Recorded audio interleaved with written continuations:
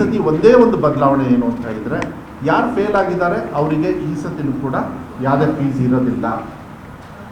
ಯಾರು ಫೇಲ್ ಆಗಿದ್ದಾರೆ ಅವರು ಎಷ್ಟು 130 ರೂಪಾಯಿ ಎಷ್ಟು ಕಟ್ಟೋದು? ನಾಟ್ ಕಂಪ್ಲೀಟೆಡ್ ಒಂದು ಸಬ್ಜೆಕ್ಟಲ್ಲಿ ಇರೋರಿಗೆ ಫೀಸ್ ಇಲ್ಲ ಸರ್. 250 ರೂಪಾಯಿ, 250 ರುಪೀಸ್.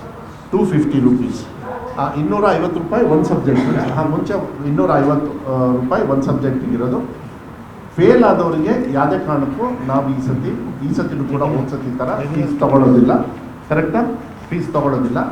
ಯಾರು ಇಂಪ್ರೂವ್ಮೆಂಟ್ ಮಾಡ್ಕೊಳ್ತಾರೆ ಅವರು ಫೀಸ್ ಕಟ್ಟಲೇಬೇಕಾಗ್ತದೆ.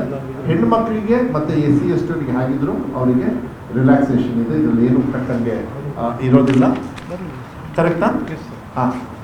ಆದರೆ ಥರ್ಡ್ ಲ್ಯಾಂಗ್ವೇಜಲ್ಲಿ ನಾನು ಯಾವುದು ಅಂತ ಹೇಳೋದಕ್ಕೆ ಹೋಗೋದಿಲ್ಲ. ಥರ್ಡ್ ಲ್ಯಾಂಗ್ವೇಜಲ್ಲಿ ತುಂಬ ಲ್ಯಾಂಗ್ವೇಜಸ್ ಇದ್ದಾವೆ.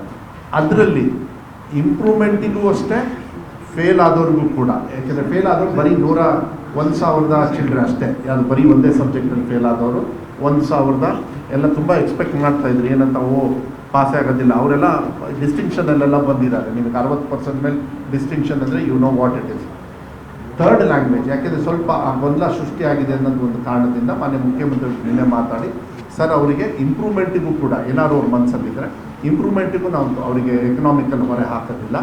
ಪ್ಲಸ್ ಯಾರು ಫೇಲ್ ಆಗಿದ್ದಾರೆ ಅವರು ಕೂಡ ಫೀಸ್ ಕಟ್ಟಂಗಿಲ್ಲ. ಬರೀ this is for this year third ಲ್ಯಾಂಗ್ವೇಜಿಗೆ ಮಾತ್ರ.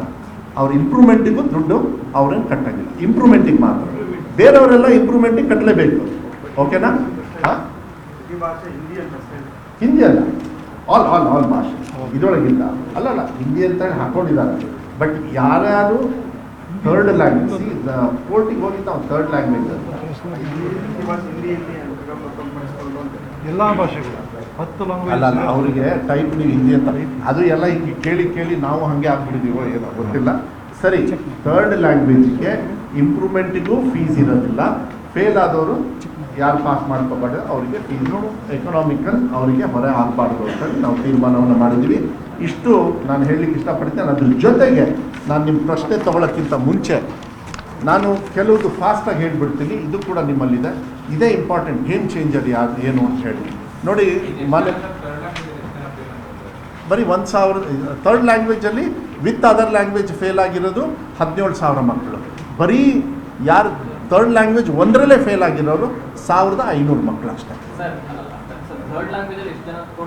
ನಿರ್ಭೀತ, ನಿಷ್ಪಕ್ಷಪಾತ, ವಿಶ್ವಾಸಾರ್ಹ ಸುದ್ದಿಗಳಿಗೆ ಮತ್ತೊಂದು ಹೆಸರಾಗಿರುವ News18 ಕನ್ನಡ ಈಗ ಆಪ್ನಲ್ಲೂ ಲಭ್ಯವಿದೆ. ದಯವಿಟ್ಟು ಇಲ್ಲಿರುವ QR ಕೋಡ್ ಅನ್ನು ಸ್ಕ್ಯಾನ್ ಮಾಡಿಕೊಂಡು ಆಪ್ ಡೌನ್ಲೋಡ್ ಮಾಡೋದಕ್ಕೆ ಮರಿಬೇಡಿ.